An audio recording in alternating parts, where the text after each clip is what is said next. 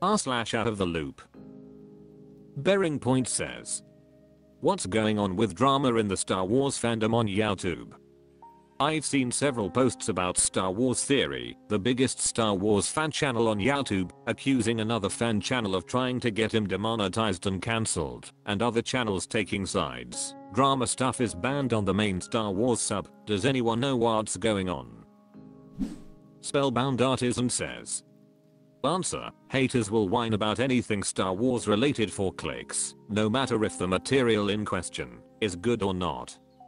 However, fans and haters alike have overwhelmingly rejected the acolyte. The performative woker-than-thou crowd is baselessly claiming the dislike is because the acolyte features lesbian witches and Poc.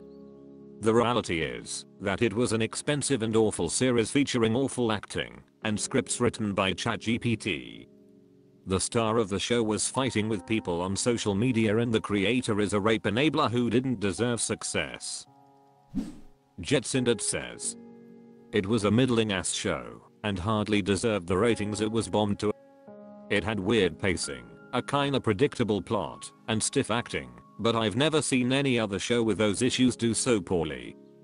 It's just interesting that the first show I've ever seen be so negatively reviewed for these issues so happened to be the first show with a black woman as the protagonist, and the target demographic of the franchise it was for is infamous for being bigoted. It was a 6/10, and at a stretch 5/10. r/OutOfTheLoop. I am Ru0 says, what is going on with newjeans? Last night they did some sort of emergency live stream. All I could gather from the comments is that it has something to do with their label hype. There were comments about disbanding and stuff too. Are these rumors true? Occam says, answer, since April there's been a protracted drama going on between the bosses of their label Ada and its parent label Hybe. Minimum Heejin, the Ada seer and creative force behind NJ, was suspected of plotting to try and force Ada to separate from Hybe. So Hybe audited them, leaked a bunch of their private communications to prove their case and paint MHJ in a bad light, then legal proceedings were enacted by both sides. Minimum Heejin has had several press conferences where she's aired out various grievances, then there was pushback on that from various sides. It's all fairly messy, and I don't care enough to expand on the details of it all. You can find it talked about online in great detail. newjeans themselves have stood behind their seer Minimum Heejin, although previously the members have publicly stayed out of the drama. On August 27th, Minimum was finally dismissed as seer of Ada, although she is still part of the company. At a recent award ceremony when receiving an award, NJ praised and thanked MHJ. They received some criticism for doing so. On September 11th, NJ members decided to film and release a lengthy statement explaining their position on this drama, detailing how it's affected them and their careers. They also stated their dislike for the new seer and their unconditional support for MHJ. They demanded that she be reinstated as seer and Ada be returned to how it was before all this drama. The video was put up on YouTube, presumably by the members themselves, and shared on NJ social media. The video was fairly quickly removed, and the channel it was on deleted, although copies have been re-uploaded. MHJ remains a controversial figure and has received a mixture of support/criticism/hate throughout this drama. Although it's also fair to say that she has been one of the most admired and respected creative directors in pop for a long time. Ada was meant to be her label, her unfettered creative vision. Her chance to use her skills to build something for herself rather than for others. newjeans are Ada's only group and they are very much her baby. The massive success and impact they had on pop has only furthered MHJ's reputation in the industry as serious creative. MHJ basically is newjeans. A lot of their success stems from her because it's manufactured pop and she makes the creative decisions. So for several reasons, professional and personal, it's understandable why the members of NJS see MHJ as an integral part of their group and want her to continue to lead them.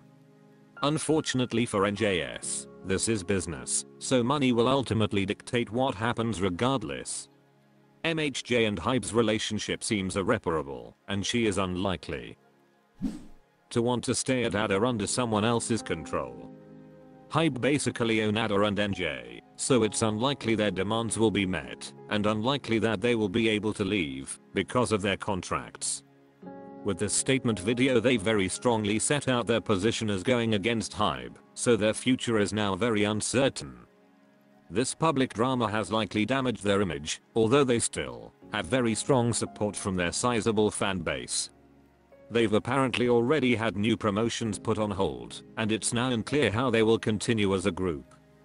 As a group they are still very much a successful and potentially massively profitable asset though. Although in light of all the controversy as product placement and tie-ins have been an almost integral part of their concept/image since conception, it will be interesting to see how their future plays out both as a pop group and Bean913 says. Question, where are the comments? r/OutOfTheLoop. Taylor Swift Enjoyer says. What's the deal with /r/somethingimade going private? Suddenly it's private now. Fuzzy Butterscotch 86 says. Answer, from what I've seen, an artist who packages their work like action figures, which in turn makes the packaging part of the art, was banned from the subreddit because an overzealous mod claimed the packaging violated the rules of the subreddit.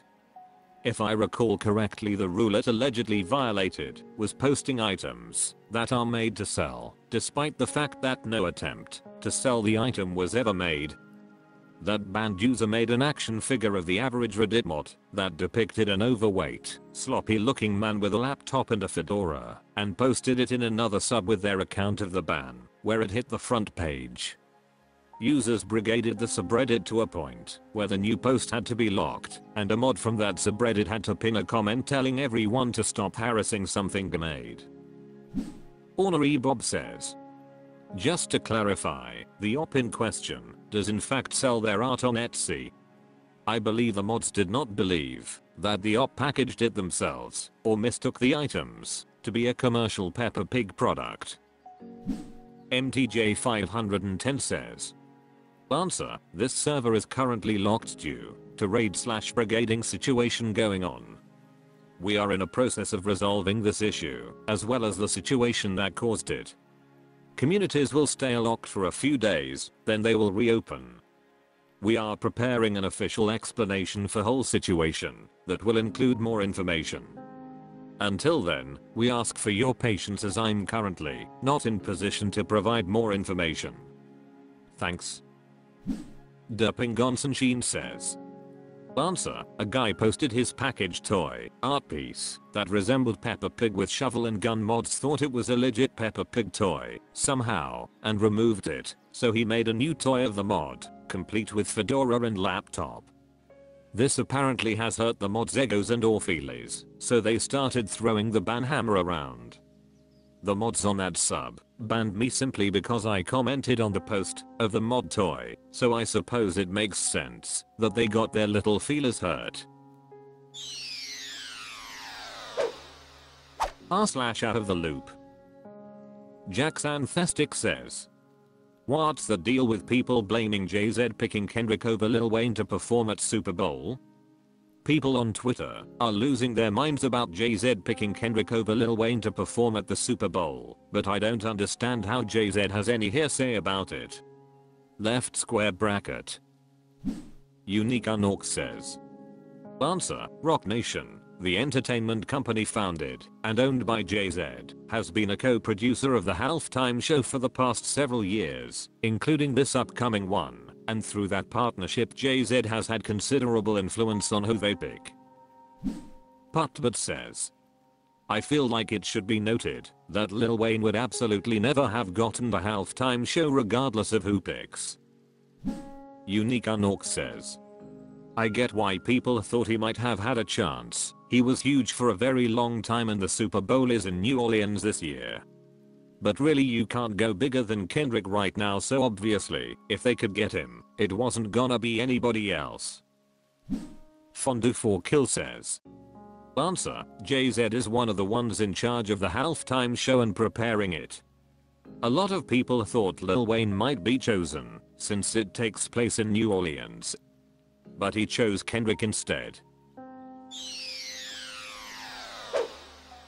r/OutOfTheLoop. Saints GRRM 3077 says, what's going on with GRRM and House of the Dragon / Game of Thrones?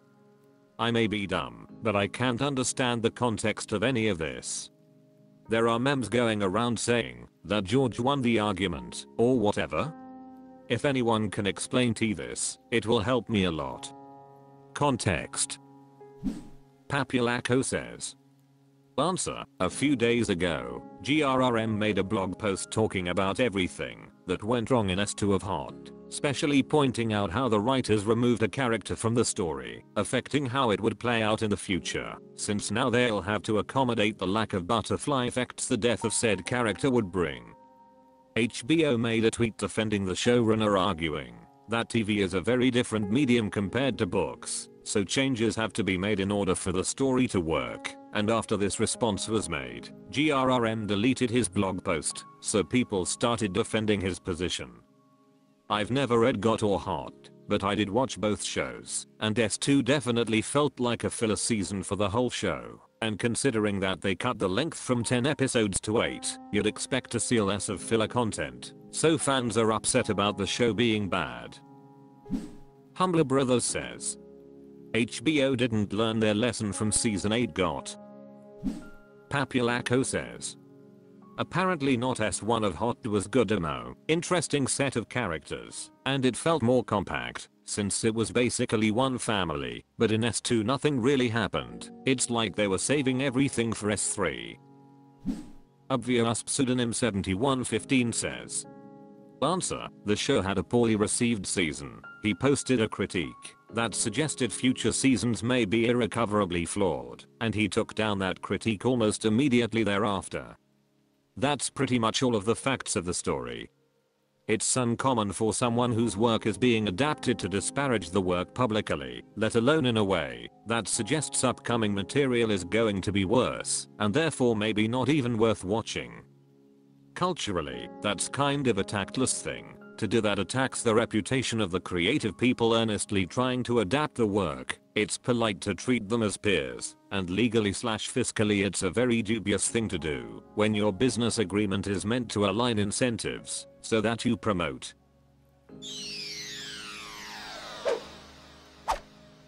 That's all for this video. Thank you for watching. Please subscribe.